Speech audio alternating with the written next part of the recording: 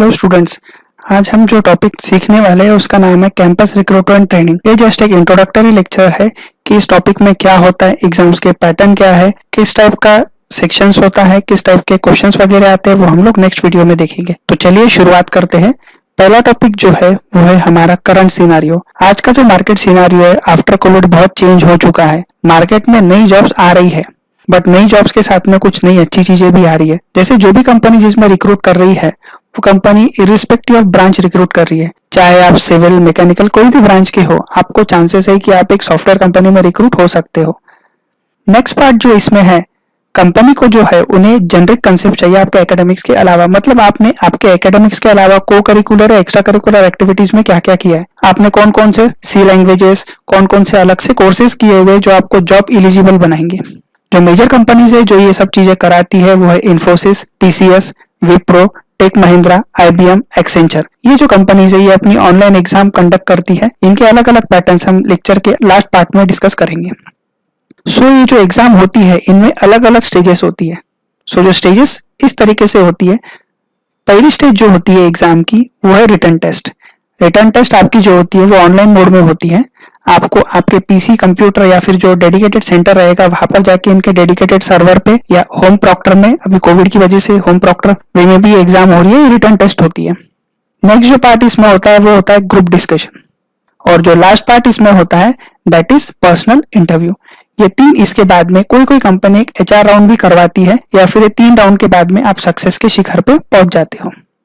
अब जानते हैं डिटेल में कि रिटन टेस्ट में क्या होता है। रिटन टेस्ट में मेजरली 4 सेक्शंस होते हैं। पहला सेक्शन होता है न्यूमेरिकल एबिलिटी, जिसको हम लोग क्वांटिटेटिव एप्टीट्यूड भी बोलते हैं। नेक्स्ट सेक्शन होता है रीजनिंग एबिलिटी, जिसको हम लोग एलआरबी बोलते हैं। थर्ड सेक्शन है verbal ability, that is English. और फोर्थ सेक्शन है टेक्निकल एबिलिटी, जिसमें कोडिंग से रिलेटेड क्वेश्चंस हुआ करते हैं।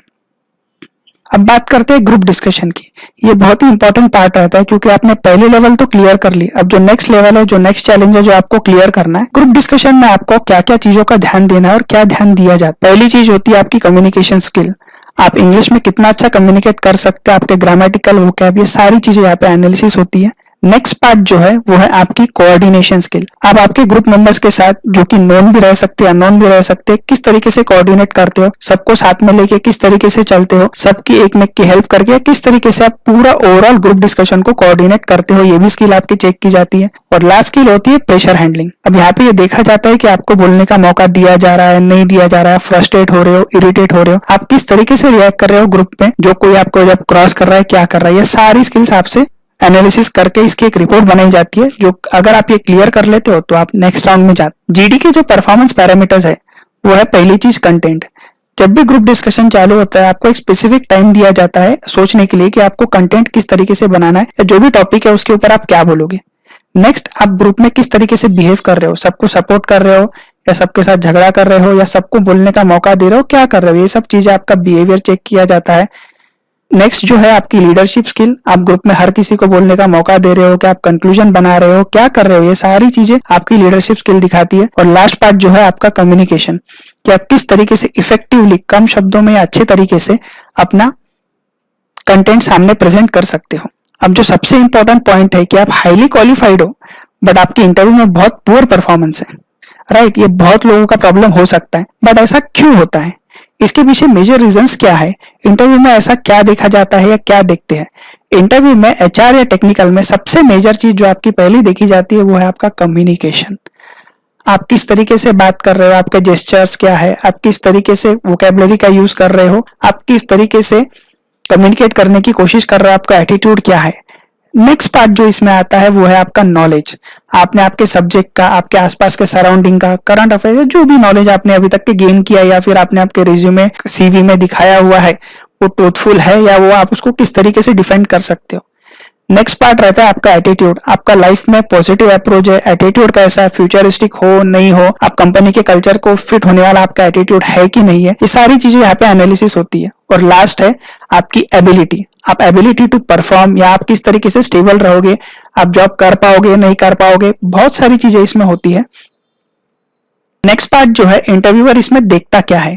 इंटरव्यूअर इसमें आपका सबसे पहले देखता है कि आपका सब्जेक्ट नॉलेज कितना है, राइट। आप जो स्ट्रीम से बिलोंग करते हो उसके बारे में आपको कितना पता है, आपका जो आसपास के इश्यूज है या फिर जो भी इश्यूज आपने मेंशन किए हैं, आपकी वीकनेस वगैरह, उसका कंसेप्चुअल अंडरस्टैंडिंग कितना है।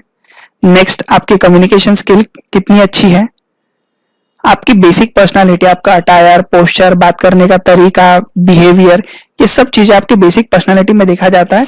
और लास्ट वाला जो सबसे इंपॉर्टेंट पार्ट है, that is reacting to a situation. आप सिचुएशन को किस तरीके से रिएक्ट करोगे। आपको केस स्टडीज दी जाती है, आपको कोई सिचुएशन फ्रेम करके दी जाती है और आपसे पूछा जाता है कि ये कंडीशन में आप क्या करोगे, कैसे परफॉर्म करोगे, किस तरीके से परफॉर्म करोगे। सो ये आपको ध्यान रखना बहुत जरूरी है।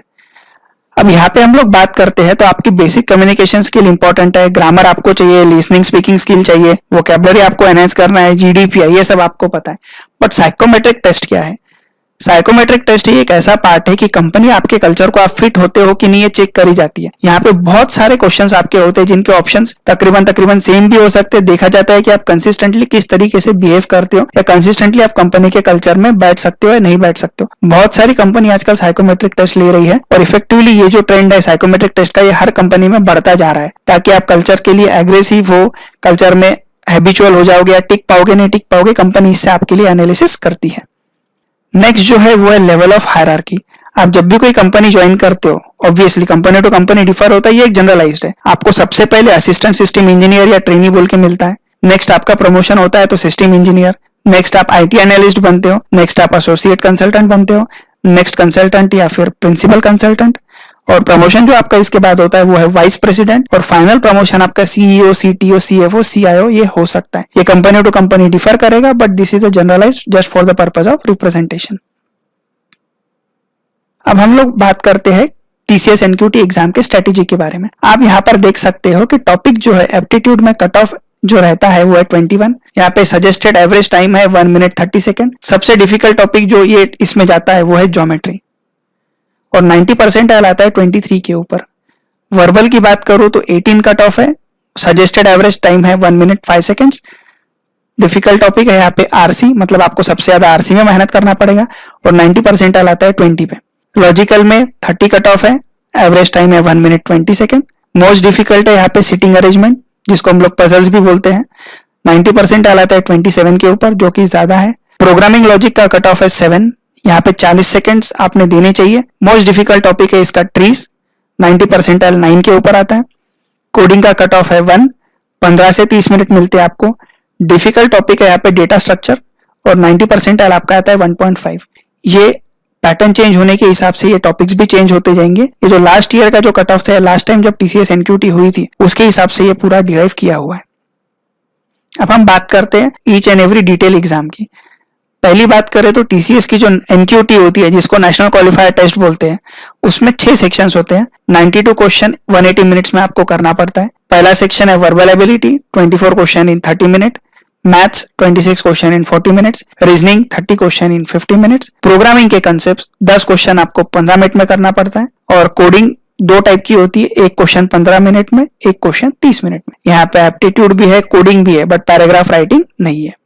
टीसीएस नॉन इंजीनियर जो एग्जाम होती है, जो बीए, बीकॉम, बीएससी, इंजीनियरिंग छोड़ के जो बाकी फील्ड की है, इसमें 5 सेक्शन है, 50 क्वेश्चन 50 मिनट में।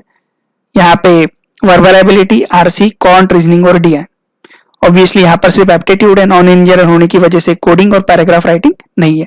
टीसीएस मैनेजमेंट ड्राइव जो है ये एमबीए कैंडिडेट्स के लिए होता है। इसमें मेजरली 2 ही सेक्शंस होते हैं, 90 मिनट का टाइम होता है। Maths 80 minutes, verbal 10 minutes. यहाँ पर भी सिर्फ एप्टीट्यूड रहेगा। नेक्स्ट जो बात करते हैं, जो बहुत लोगों की ड्रीम कंपनी रहती है आफ्टर टीसीएस, वो है इन्फोसिस। इसमें 5 सेक्शन है, 54 क्वेश्चन इन 100 मिनट। यहाँ पे मैथमेटिकल का क्रिटिकल थिंकिंग रहता है, 10 क्वेश्चन 35 मिनट में। Analytical thinking 15 question 25 minute. English 20 question 20 minute. Pseudo code 5 question 10 minute. Puzzle solving 4 question 10 minute में। और यहाँ पर एप्टीट्यूड ही रहता है, सिर्फ कोडिंग पैराग्राफ राइटिंग नहीं है।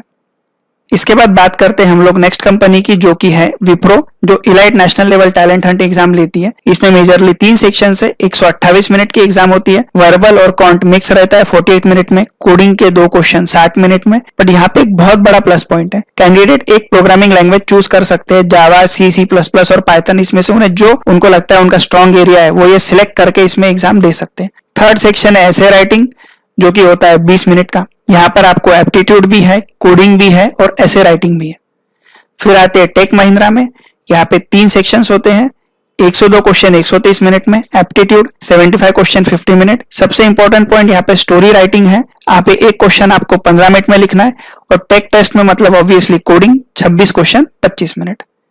एक्सेंचर की बात करेंगे तो यहाँ पे 112 से 113 क्वेश्चंस रहते हैं, 155 मिनट में करना पड़ता है। Quant, reasoning, verbal, coding and communication generalize pattern है जो हम लोगों ने अभी टीसीएस में देखा था। कॉग्निजेंट की बात करेंगे तो यहाँ पे पैटर्न फ्लक्चुएट होता रहता है, 50 से 60 क्वेश्चन 60 से 85 मिनट में देना पड़ता है आपको। एप्टीट्यूड, रीजनिंग, वर्बल और कोडिंग रहता है, और यहाँ पे मेजरली आपको एप्टीट्यूड ही रहता है, कोडिंग ऑप्शनल में भी जाता है कई बार और कंपलसरी भी रहता है, depending on pattern to pattern वो चेंज होता रहता है, या फिर 1 या 2 क्वेश्चन या एमसीक्यू कोडिंग के आपको आते हैं। अब फाइनल कंपनी की बात करते हैं वो है आईबीएम। 3 सेक्शन है यहाँ पे, 73 क्वेश्चन आपको 100 मिनट में करना है। यहाँ पे गेम टाइप के क्वेश्चन रहते हैं, 7 क्वेश्चन 30 मिनट में, इंग्लिश के 10 क्वेश्चन 10 मिनट में। लर्निंग एजिलिटी टेस्ट मतलब यहाँ पे आपको एक गेम टाइप के ही क्वेश्चंस रहते हैं, 50 क्वेश्चन 30 मिनट।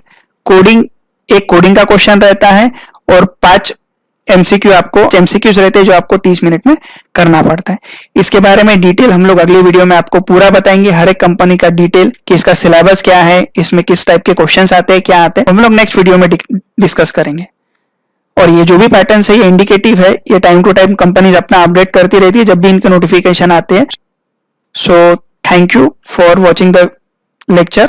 आप हमें सब्सक्राइब कीजिए, लाइक कीजिए, फॉलो कीजिए, और आपके जो भी डाउट्स रहते हैं आप हमें कमेंट सेक्शन में बताइए, हम डेफिनेटली उसको अगले वीडियो में कवर करेंगे, या फिर आप हमें डायरेक्ट टेलीग्राम ग्रुप पे भी डीएम कर सकते हैं। इसकी सारी लिंक आपको हमारे डिस्क्रिप्शन बॉक्स में मिल जाएंगी। Thank you.